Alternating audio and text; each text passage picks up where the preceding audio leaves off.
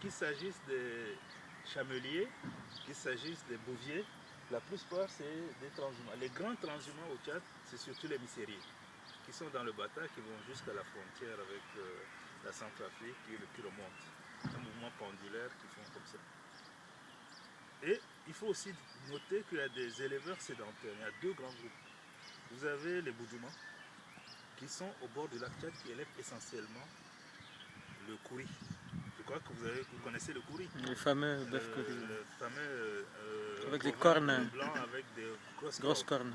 Et en fait, ce n'est pas des ébus, c'est des taurins. Parce que la distinction est nette. Les ébus, ils ont une bosse. Les taurins n'ont pas de bosse.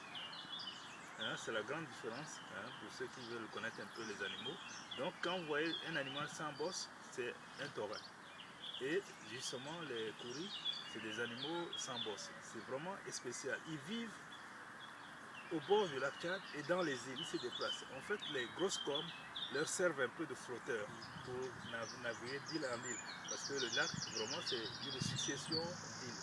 Vous avez l'occasion d'aller à Bol, vous verrez, vraiment, c'est une succession d'îles. Et ces animaux, ils vivent vraiment au bord du fleuve.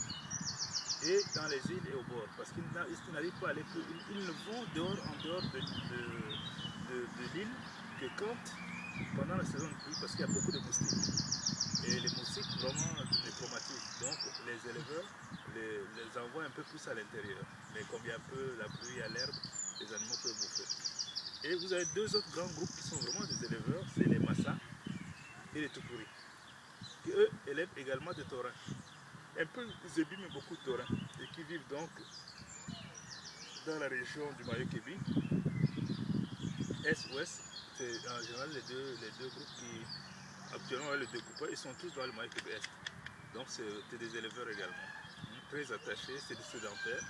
Et ils font le gournan, ça fait un peu pendant les périodes mortes, ils amènent leurs animaux dans les pâturages. Et les gens font l'engraissement. Et cet engraissement se traduit par les luttes, par village, par quoi, c'est extraordinaire. Si vous allez tous les lundis à Bangor, vous verrez que tel groupe va lutter contre tel machin, etc.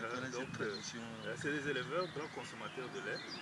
Et tout le mariage se fait à base de bétail. C'est un élevage de prestige aussi. Pas tellement de prestige. C'est vraiment eux, ils engagent ça dans le mariage, dans les vies quotidiennes. C'est pas de prestige. Alors que effectivement, les missériers et autres, c'est du prestige. Parce que plus tu as d'animaux, plus tu es grand patron. Hein? Mais en fait, quand on fait une analyse sociologique derrière, c'est que à un moment donné, les animaux, on n'était pas bien protégés contre les grands épisodes comme la peste bovine, le charbon. Et quand la maladie arrivait dans le troupeau, ça décimait. Donc on avait intérêt à avoir plus de troupeaux, même si ça mourait un peu, il en restait. Mais c'est devenu aussi un prestige parce que le gars qui a 1000 têtes, 2000 têtes, c'est un patron.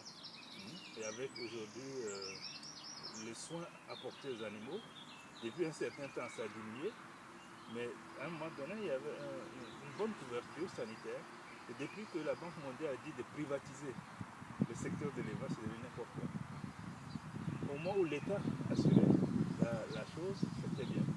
On a dit l'État désengage-toi et laisse ça à des privés, mais ça ne marche pas. Parce qu'on voit des contrôleurs vétérinaires qui n'ont ni véhicule pour se déplacer, ni rien du tout. Donc du coup, le survie, ça devient vraiment quelque chose de... C'est le barabana,